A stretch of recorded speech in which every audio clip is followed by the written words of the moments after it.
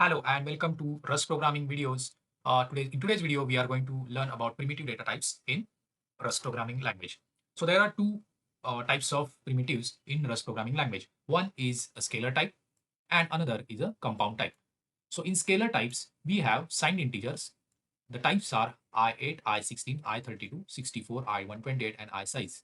This I8, that is this number, indicates bits. So this I8 will have its size as 8 bit.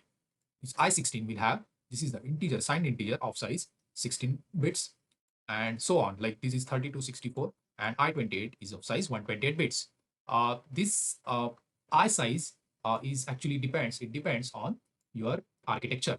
So similarly in unsigned integer also you have U8, U16, 32 and so on, and last is U size. So if you want that the size should depend on the processor architecture, then you can choose this I size or U size. You have F32 and F64, that is floating point data type. We have characters, Unicode scalar values to store these scalar values. We have Boolean, true, false. And last is the unit type, that is empty. You can see this empty parenthesis. Uh, this whose only possible value is empty tuple. So this is a tuple, empty tuple. If you are from Python then or even Go, you would understand what is a tuple.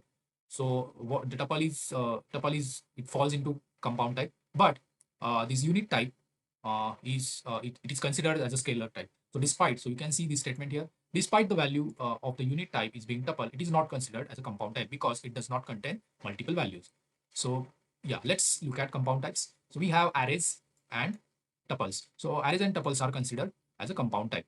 So now let's run some program. So I have my command prompt open. I'm going to create one project as cargo new primitives. So this project is created. I have my Visual Studio open. I'm going to open this folder, which is, let me copy this path. Rust project primitive, select the folder. Yeah, so inside SRC, I have, click on I trust the author. Yeah. So to define any variable, we use let keyword. What I'm going to do is say x equal to 5. And then I'm going to use println facto. The value of x is right. So if I run this program, so it is first step is compiling and second step is running. So value of x is 5. And you can see automatically it has assigned this I32 as its variable type. I can actually go and change it to I64 if I want, or I can do it as a 128. So whichever, so it's not going to affect the output. Yeah, so I'm here, I have explicitly mentioned the type of the X type. So similarly, I can have, I can define float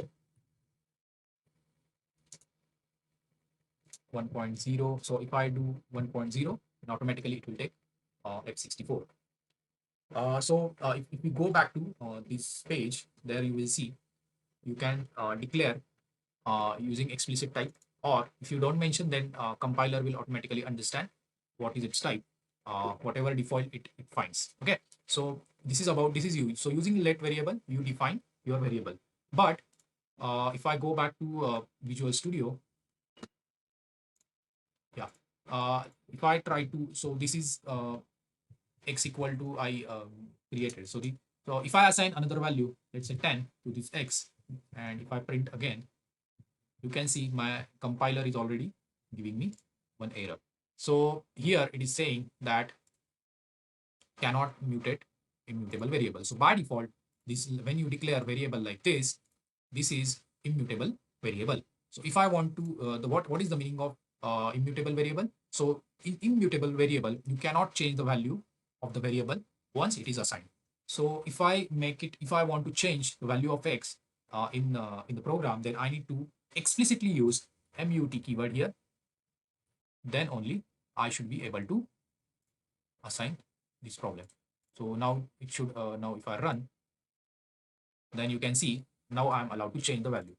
So this is about, so we are going to learn more about mutability and immutability in next video. But for now, let's keep it simple. You can also override. So one thing I want to show you is shadowing. shadowing of the variable. So what I can do, I cannot do this let x equal to 10, so x equal to 10, but what I can do is I can use let x equal to 10. So with that, with this, what happens is you can even change the data type. So what has happened, I have declared. So this is new declaration of x. This is no more valid declaration. So from here onwards, the x will be of type i32 and its value will be, yeah. So but still, even after doing this, I'm not allowed to modify the value of x. So my compiler is not going to let me change the value. So this is something you would notice different in Rust, that by default when you declare any variable, it's immutable. So yeah, so this is about primitive data types. So let's learn about tuple also, how to declare a tuple. So if I want to simply create tuple, what I can do is I can declare like this. Here, what I will do is 1, 2. I can have float. I can have number. Okay. So print the value of this tuple.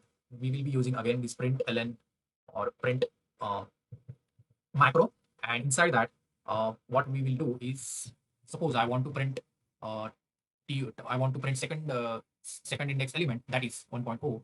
Then I will pass tup.to. So I'm going to access second index element of the tuple like this, and if I run, you will see. Okay, if I run this, then it's printing 2. If I use index second, then it should print 1.0. Let's print last index element. Yeah. So it is basically not printing with 0.0. So we have to explicitly tell when we are printing float value that how many zeros or you need, how many zero padding you need to use, that we can mention here. So this is how you can use tuples. So similarly, you can use arrays.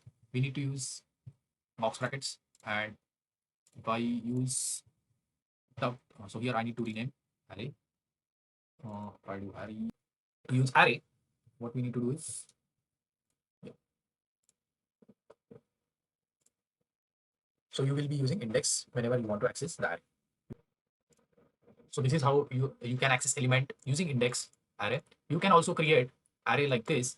So suppose if you want to create array of number, so if you want to create element with all the elements initialized to number 3 and of size 5, then you can use this syntax. And if you print, all elements will be of size 3. So there are other library functions available like slicing, which are available in most of the languages. You can explore them. But this is how basic primitive data types are available in Rust. Thanks for watching my video. In next video, we will be learning about mutability, immutability, and constant variables, constants in Rust programming language. So please like, share, subscribe if you are liking the content of my videos. Thank you.